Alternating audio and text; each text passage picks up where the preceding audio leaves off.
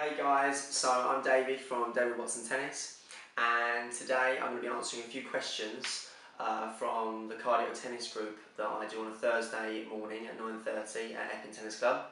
I've had a few ladies ask me a few questions. So question number one, what equipment do I need to play tennis and how much does it cost? Well, it doesn't cost very much to start off with. If you're new to playing tennis, I'd go down to your local tennis club and ask to play in a pay and play session. And if you enjoy that pay and play session, then you can go on and invest in buying a racket first off, and also you'll need to get a good pair of tennis shoes. Good tennis shoes, they support the ankle and they help you to grip, because you need to do lots of stop and start movement when you're playing tennis. With a racket generally costs between £50 to £100, and that will give you a really good racket, and that lasts you forever really if you look after it. Question number two, how should I hold the racket, and does the location of where I hold it affect whether I get blisters or not? Okay, that's a good question, because a lot of tennis players get blisters all the time and it affects the way you play. So first of all, where you hold the racket. So if this is the ground, you do all your grips from your base knuckle. So your base knuckle is this knuckle here. So for my forehand, I'll put my base knuckle on top of the racket and then grip the racket. It's very important that you do grip the racket. I see a lot of players, they have their index finger up here, and that's not correct. You want to get that index finger round the racket. And also, I see a lot of players with their thumb, they hold it up here, and that will give you a lot of blisters on the side of the thumb, I see, because they hold it up here and that rubs against the racket. So you need to make sure that you get that thumb round the racket.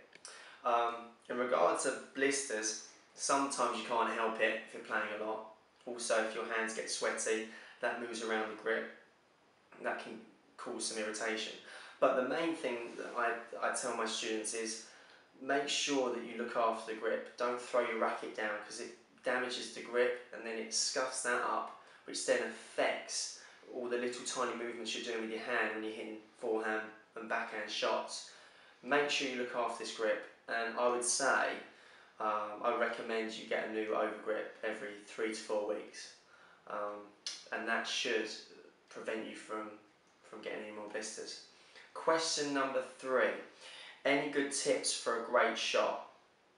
I would say a great shot comes from lots of really intelligent building shots, how you've constructed the rally and then finished the point off. I'd say it's not just one shot, it's a combination of many shots put together and thought through.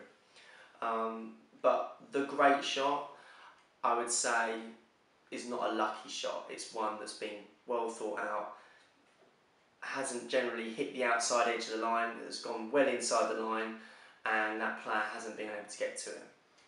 Not a lucky or fluky shot. Question number four, how did I get where I am today? So it all started when I was 14.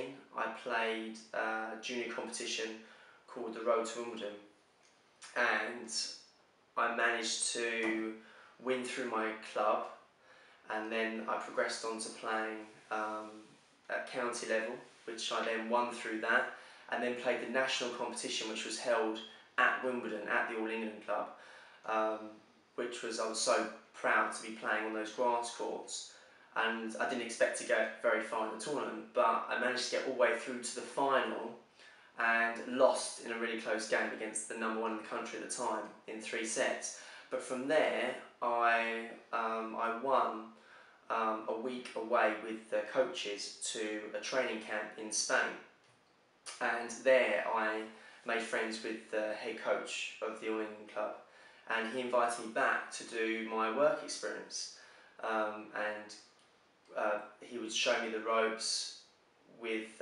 coaching the local kids in the schools, and I was so inspired by what he was doing with the kids. He was so good, so enthusiastic, and really promoted the sport so well that I had such a great time. I thought, well, whatever happens with my career as playing, I always know that I'll go back to coaching at some point.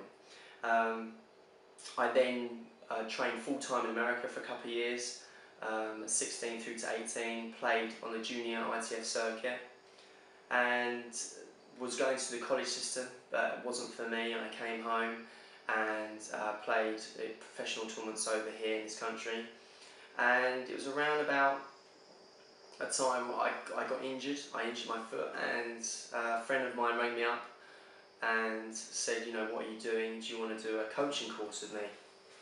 And I said, yeah, that'd be great. And it just went from there, really. I really enjoyed the coaching, and I had a couple of bad losses coming back after injury, and I got some really good opportunities for the coaching, and that's what's brought me here today. I think, you know, to inspire other players at any level to improve and, you know, see their enjoyment from playing is a great sense of satisfaction for me. So question number 5, the last question, is if you're losing in the first set or hit a mental block, do you have any tips for overcoming this? Yeah, I do. I mean, everyone would love to be ahead in the game, but that doesn't always happen. Sometimes the opponent comes off to a flying start and you find yourself down in the first set. I would say that you always want to keep positive.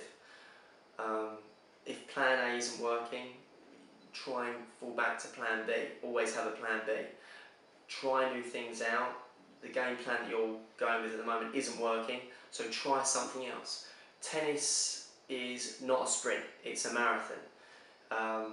You've got time. It's a best of 3 set match. You can always come back. I find that I've been a set down, I've been 5-3 down in the last set, match points down, and I've managed to come back and win the match just from staying positive. I feel that that last point, that match point, he's got to win that match point. If he doesn't win it, you've got a chance to come back. So until they've won that last point, the game's not over. You see that in professional tennis.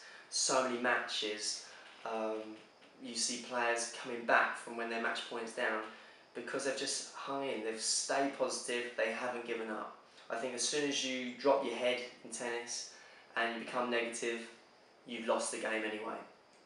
And I think I always tell my players, even if you lose a match, you can take so many positives from losing a match, and in the long term it's probably better that you did lose a match because you can learn so much from it.